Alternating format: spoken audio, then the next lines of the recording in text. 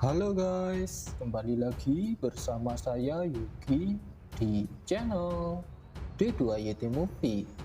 Pada video kali ini, saya akan melanjutkan part keempat dari alur cerita manhwa yang berjudul Star Seek into Supreme Dantian, yang mana sudah kita ketahui bersama di part sebelumnya, saat setelah Kinsu menghukum putri ke-9 dari Kekaisaran Moon God dengan teknik Gaoyun miliknya. Tiba-tiba di saat bersamaan dengan hal itu, Kinsu mendapatkan defense scroll yang dikirim dari kuil Yuhua dengan isi perintah bahwa ke-18 putra dewa harus berkumpul di kuil Yuhua. Oke, tanpa berlama-lama, mari kita langsung ke alur ceritanya. Pada awal cerita, kita diperlihatkan Kinsu yang baru sampai di kuil Yuhua untuk menghadiri pertemuan ke-18 putra dewa. Kuil Yuhua benar-benar mengesankan. Konsentrasi aura di sini bahkan lebih tinggi dari pulau terapung. Salam untuk putra dewa Kinsu. Silakan masuk putra dewa. Kinsu pun langsung masuk ke dalam kuil Yuhua. Dan ternyata setelah Kinsu berada di dalam kuil Yuhua, ternyata 17 putra dewa lainnya telah menyembunyikan aura dan tubuh asli mereka. Hal itu karena persaingan antara putra dewa adalah perjuangan antara hidup dan mati. Jadi identitas asli mereka merupakan hal yang sangat penting. Sial, apa yang harus aku lakukan? Mereka semua menyembunyikan diri mereka dengan sangat ketat. Oh, ternyata Badu Sekte Yuhua kami akhirnya datang. Apa? Tetapi setidaknya badut ini tidak takut untuk menunjukkan identitas aslinya. Tidak seperti dewa yang terlalu takut dengan persaingan antara putra dewa. Siapa kau? Tunjukkan tubuh sebenarnya. Aku akan memberikan token kaisar milik putra dewa ini. Hah? Kenapa? Apa kamu tidak berani untuk mendapatkannya? Kinsu, kamu? Diam. Para putra dewa, tenanglah. Pemimpin pertemuan dari pertemuan 18 putra dewa pun datang, dan dia adalah Lord Bird, yang merupakan burung beo misterius dengan posisi tinggi di Sekte Yuhua. Putra dewa ke-18, apa yang sedang kamu lakukan? Hal-hal yang akan disampaikan hari ini adalah karenamu. Singkat cerita, Lord Bird pun mulai menjelaskan maksud dari pertemuan 18 putra dewa ini diadakan, yaitu karena beberapa hari yang lalu, putra dewa ke-18 Kinsu telah membantu Senyoji untuk menemukan Sutra Zangyong yang telah lama hilang. Dan berkat hal itu, sekarang kelima Sutra Sekte Yoji telah lengkap kembali, sehingga kekuatannya telah mencapai pada puncaknya lagi. Oleh karena itu, pertemuan Grand Yoji akan diadakan lagi, setelah tidak dilakukan lagi sejak 500 tahun. Dan kebetulan acara Grand Yoji yang akan diadakan beberapa hari ke depan bertepatan dengan pematangan buah persik pipi pohon suci yang legendaris. Sehingga nanti di pertemuan Grand Yoji juga akan diadakan kompetisi untuk merebutkan buah persik pipi suci. Tetapi Sekte Yoji akan membatasi kuota peserta yang ikut dalam pertemuan Grand Yoji. Dan Sekte Yuhua mendapatkan 3 tempat untuk mengikuti pertemuan itu. Hal itu karena Sekte Yuhua dan Sekte Yoji sudah berteman sejak lama. Maka Sekte Yuhua mendapatkan tempat lebih banyak daripada sekte lain. Pertemuan Grand Yoji ya. Seharusnya untuk level pertemuan sebesar itu, sistem pasti akan memiliki tugas masuk sementara pada saat itu. Dan saat ini aku hanya bisa check-in berulang kali di puncak Jeoyun, sehingga hadiahnya juga berangsur-angsur berkurang. Hadiahnya tidak banyak berguna bagiku, hanya tugas baru yang memperoleh keuntungan besar. Dan pertemuan di Dongyu pun juga belum diadakan. Oleh karena itu, pertemuan Grand Yoji ini aku harus ikut serta. Hei Kinsu, apa kau juga berharap mengikuti pertemuan Grand Yoji? Faktanya, tidak peduli metode apa yang akan digunakan untuk memilih 3 tempat berharga ini, kau pasti tidak akan masuk di antaranya. Sudah, kalian terlalu berisik. Semuanya tenang. Lord Bird pun mulai menjelaskan cara untuk merebutkan 3 tempat itu, yaitu dengan cara menggunakan metode yang relatif adil untuk mencerminkan kekuatan komprehensif seorang kultivator, dengan cara meminta semua putra dewa memasukkan energi spiritualnya ke dalam Naiyuansu secara bersama-sama. Dan 3 putra dewa yang paling banyak atau mampu bertahan lebih lama ketika energi spiritualnya diserap oleh Naiyuansu, maka dialah yang akan mendapatkan kuota untuk pergi ke pertemuan Grand Yoji. Baiklah, ayo mulai. Semua putra dewa termasuk Ginsu pun mulai mengalirkan energi spiritualnya ke Naiyuansu. Dan sekarang kekuatan spiritual dari masing-masing putra dewa diwakili oleh warna. Jadi akan terlihat kekuatan energi spiritual dari putra dewa mana yang paling mendominasi. Sehingga Lord Bird bisa mengetahui putra dewa mana yang paling berbakat. Karena pada dasarnya, kekuatan spiritual dalam tubuh juga berkaitan dengan level basis kultivasi. Bagus, metode pemilihan ini sangat menguntungkanku. Karena dengan adanya perpetual Montion Dantian yang kumiliki, energi spiritualku telah menjadi tak terbatas. Hei, putra dewa ke-18, kenapa kamu tidak pulang saja dan bermain dengan iblis wanitamu? Ya, benar. Naiyuansu ini akan menyerap energi spiritual yang ada dalam tubuh. Kuperkirakan kau, Ginsu, tidak akan bertahan selama 1/4 jam. Semuanya, putra dewa ke-18 sudah membuat kemajuan pesat dalam kultivasinya beberapa hari terakhir. Mungkin akan ada kejutan. Apa? Ada yang salah? Masih ada putra dewa yang membelaku? Tidak. Yang terlihat baik belum tentu baik. Mungkin putra dewa itu sudah mengincarku sejak lama. Aku harus lebih berhati-hati di masa depan. Tapi itu tidak mungkin. Jika Ginsu mampu bertahan 1/4 jam, aku akan mengundurkan dari kompetisi ini. Singkat cerita, 1/4 jam pun berlalu. Siapa yang tadi bilang jika putra dewa ini bertahan 1/4 jam, dia akan mundur dari kompetisi ini? Lord Bird, apa yang akan kamu lakukan jika dia tidak mau menepati janjinya? Lord Bird, kasihanilah aku. Berisik. Lord Bird pun langsung melempar putra dewa yang tadi kalah bertaruh dengan Ginsu. Dan sekarang Ginsu mulai membuka taruhan yang sama kepada putra dewa lainnya. Beberapa putra dewa pun mengikuti taruhan itu. Dengan durasi beberapa jam Ginsu dapat bertahan. Sehingga beberapa jam kemudian, satu demi satu putra dewa mulai mengundurkan diri karena telah kalah bertaruh melawan Ginsu. Dan sekarang tersisa 12 putra dewa yang menjadi lawan Ginsu.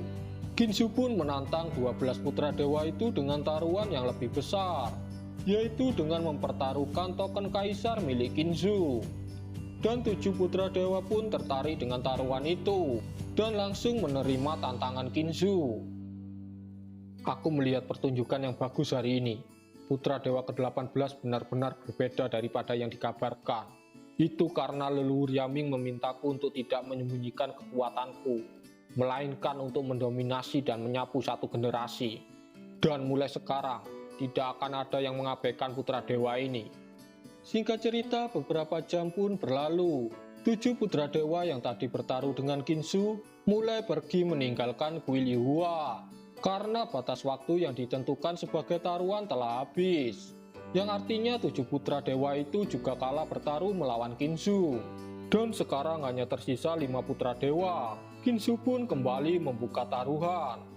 Tetapi pada kali ini tidak ada yang berani mengikuti tantangan dari Ginsu. Ginsu, kau tidak perlu menggunakan trik itu lagi. Ikuti saja ujiannya dengan adil. Hehe, tanpa banyak warna itu membosankan. Jika kau ketakutan, kau berarti pengecut dan membosankan. Benar, karena kalian tidak bertaruh lagi, hal ini akan menjadi membosankan. Maka aku akan membuatnya semakin menarik. Naiyuansu, daya hisap 10 kali lipat. Apa? Tolong pikirkan lagi. Meningkatkan daya hisap Naiyuansu 10 kali lipat. Energi spiritual dalam tubuh akan terkuras dalam sekejap. Satu putra dewa pun langsung jatuh karena telah kehabisan energi spiritualnya. Tersisa 4 putra dewa. Bagaimana kalau kita meminta kepada Lord Bird agar menambah 10 kali lipat lagi, agar kompetisi ini semakin menarik? Karena kalian tidak menjawabnya, maka aku anggap kalian setuju. Ginsu, Apa kamu tidak melebih-lebihkan dirimu sendiri? Menambahnya 10 kali lipat lagi apa kau mau mati? Kalau kau merasa tidak kuat, kau boleh mundur sekarang. Cih, diam. Dasar kau Kinsu. Lord Bird, bisakah kau menambah daya hisapnya 10 kali lipat lagi? Oke, ku tambah 10 kali lipat lagi. Apa? Dua putra dewa pun langsung jatuh karena kehabisan energi spiritualnya. Setelah Nayuansu ditambah daya hisapnya menjadi 10 kali lipat lagi. Dan sekarang tersisa 3 putra dewa termasuk Kinsu. Berarti hal itu telah cukup untuk memenuhi kuota pertemuan Grand Yoji. Tetapi Lord Bird tidak mau menghentikan pertandingannya. Hal itu karena Lord Bird tertarik untuk melihat siapa yang akan menduduki tempat pertama dalam pertandingan ini. Dan sebagai ganti untuk babak perpanjangan dari kompetisi ini, Lord Bird juga menambah hadiahnya, yaitu barang siapa yang mampu bertahan sampai akhir dan menduduki posisi pertama, maka Lord Bird akan memberikan Nayuansu padanya. Hah? Nayuansu? Legenda mengatakan bahwa Nayuansu adalah milik Kaisar Agung, Great Emperor, dan memiliki asal-usul yang luar biasa. Benar, itu tidak buruk. Nayuansu memiliki serangan spiritual yang tidak ada habisnya dan memiliki banyak kegunaan. Aku menginginkan Nayuansu ini. Putra dewa ini juga tidak akan mau kalah. Dan untukmu Kinsu, meski kau mampu bertahan hingga sekarang, tetapi dibandingkan dengan kami kau masih tidak berguna. Nayuansu ini bukanlah sesuatu yang pantas dimiliki dewa sepertimu. Haha, kalau begitu mari kita bersaing dan membuktikan siapa sampah sebenarnya. Perpetual Montion Dantian. Apa? Energi spiritualnya ternyata lebih banyak daripada kita berdua. Lakukan sesuatu yang terbaik. Jika tidak, Nayuansu ini akan benar-benar diambil olehnya. Dasar, katak dalam tempurung. Cahaya sebutir beras masih berani bersaing dengan matahari. Hari ini, putra dewa ini akan membuka mata kalian. Wah, tidak. Apa yang terjadi? Kinsu benar-benar berhasil mengalahkan kami. Singkat cerita, setelah mengalahkan 2 putra dewa untuk merebutkan Nayuansu, sekarang Nayuansu itu pun menjadi milik Kinsu. Dan Lord Bird juga semakin menjadi tertarik kepada Kinsu. Karena setelah menonton pertandingan ini, Lord Bird menganggap bahwa Kinsu adalah yang paling berbakat di antara putra dewa lainnya. Mungkin di masa depan yang akan memenangkan kompetisi putra dewa dan menjadi kaisar adalah kau Kinsu. Ada potensi besar di dalam Nayuansu, yang awalnya dalam keadaan tersegel. Sekarang Lord Bird ini akan membuka kembali untukmu dan pelajarilah. Itu hadiah tambahan dariku. Karenamu aku mendapatkan tontonan yang menarik hari ini. Kemudian Lord Bird pun langsung pergi setelah membuka segelnya. Sedangkan Kinsu ketika berada di luar kuil Yuwa langsung mencoba Nayuansu yang baru ia dapatkan. Dikatakan bahwa Nayuansu ini memiliki kegunaan serangan spiritual yang tidak ada habisnya. Apa iya? Mari kita coba. Dan tembok tebal yang ada di kuil Yuwa langsung berlubang ketika Kinsu mencoba melemparkan Nayuansu ke arah tembok itu. Benar-benar kekuatan yang sangat mengerikan. Bisa digunakan hanya seperti itu. Dantianku memiliki kekuatan yang tidak terbatas. Jika aku menempatkan Nayuansu pada perpetual Montion Dantian, apa Nayuansu akan terisi penuh dengan kekuatan spiritual? Dan jika sudah penuh, apa akan ada perubahan? Aku tidak sabar untuk melihat itu. Singkat cerita, setelah mencoba Nayuansu miliknya, Kinsu pun kembali ke Pulau Terapung Matahari. Dan setelah sampai di Pulau Terapung Matahari, Guo Anseng dan Bai Zuo bertanya tentang isi dari pertemuan 18 putra dewa. Dan Kinsu pun langsung menjelaskannya kepada Guo Anseng dan Bai Zuo tentang pertemuan 18 putra dewa itu. Tetapi putri ke-9 yang masih berlutut karena teknik paksaan Daoyun milik Kinsu tidak mempercayai bahwa Kinsu berhasil mengalahkan 17 putra dewa dan menduduki posisi pertama, sehingga tak hanya bisa pergi ke pertemuan Grand Yoji, tetapi juga mendapatkan Nayuansu sebagai hadiah tambahan. Dan tiba-tiba di saat bersamaan dengan hal itu, putra dewa ke-14 Zuhaiba datang. Dia datang untuk mengucapkan selamat kepada Qinzhou atas keberhasilannya menduduki tempat pertama dan mendapatkan harta karun Kaisar Agung Naiyuanshu. Mendengar hal itu, putri ke-9 Kekaisaran Munggat sekarang pun percaya kepada Qinzhou bahwa Qinzhou tidak hanya membual.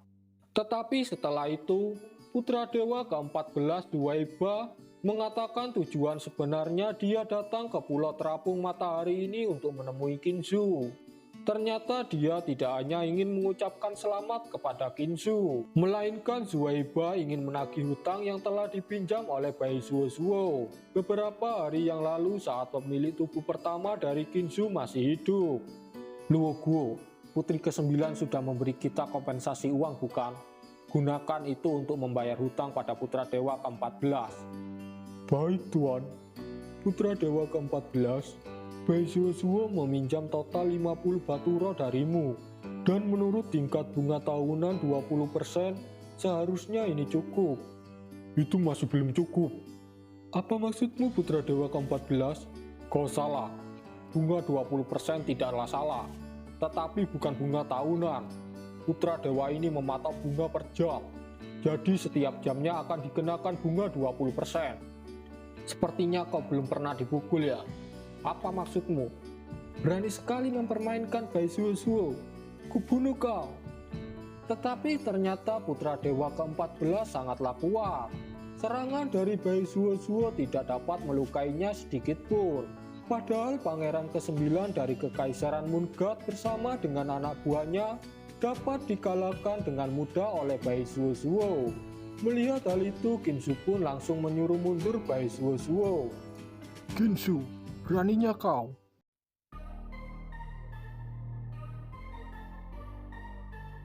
Oke, sampai di sini dulu untuk part keempatnya. Untuk part selanjutnya kita lanjut di next video. Thanks for watching, jangan lupa like, komen, dan juga subscribe agar kalian tidak ketinggalan update terbaru dari channel ini. See you next time.